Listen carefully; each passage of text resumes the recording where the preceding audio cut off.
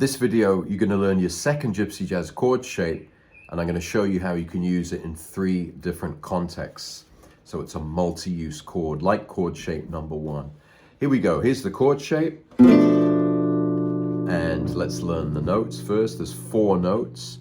The bottom E and the top E are not played. It's just the 4 notes in the middle. So it's 2nd fret on A string, 3rd fret on D string, 2nd fret on G string, 3rd fret on B string. Those 4 notes.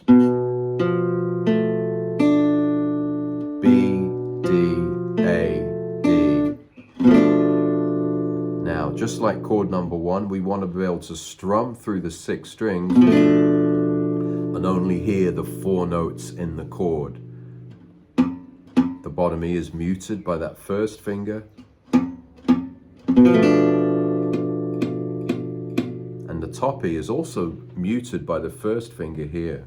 And you don't really have to work too much at that. It should just fall under your fingers and be muted naturally by the way you fret the chord. So step 1 is to get that chord sounding clean and strumming through the 6 strings like that, so we can only hear the 4 notes. Right?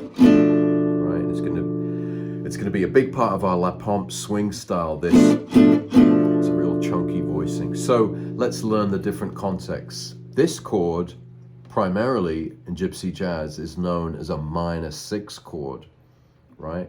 And the root is actually in the pinky. There's a D, and then the chord is called a D minor 6. You've got the 6, which is the B, the minor 3rd, which is the F, the 5th, which is the A, and the root, which is the D. So when you see a D minor or a D minor 6 written on a chord chart, you can use that to really get that.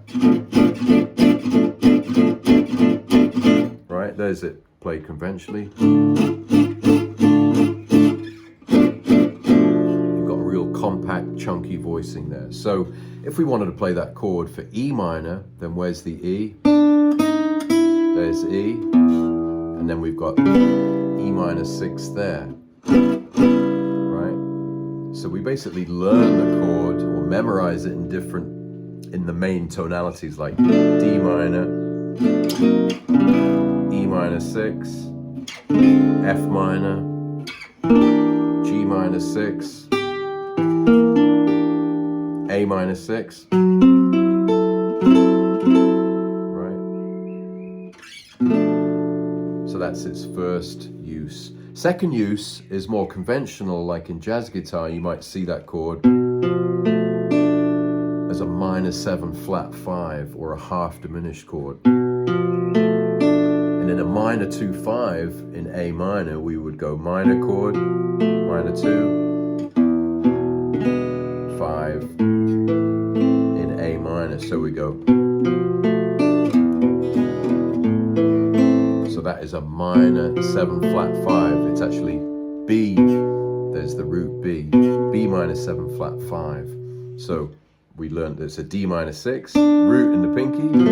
We also learned that it's a B half diminished, B minor 7 flat 5, root at the bottom there. So again, if we want to locate an E minor 7 flat 5, we know it's the root there on the E, right? C sharp minor 7 flat 5 is there, right? So that's 2 uses for that chord. The third use is actually a dominant 7th chord. So that same shape, D minor 6, there's the D, B half diminished, there's the B. This can also be G9, right? This is a G dominant 7th. Let's hear a G dominant 7th. Then we go up to 3rd. So we're playing the 3rd in the bass, then you've got the 7th, the F is the 7th of G7, the A is the 9th, and D is the 5th. So if you see a G7 chord on a chart, you could play that, but you could play this, right?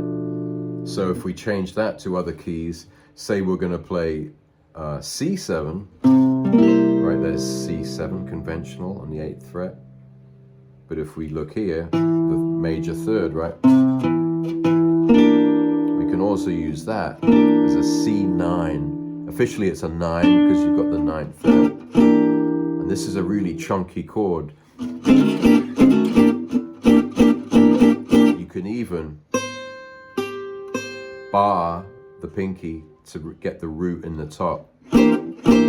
Right, there's C9, there's G9, A9, right?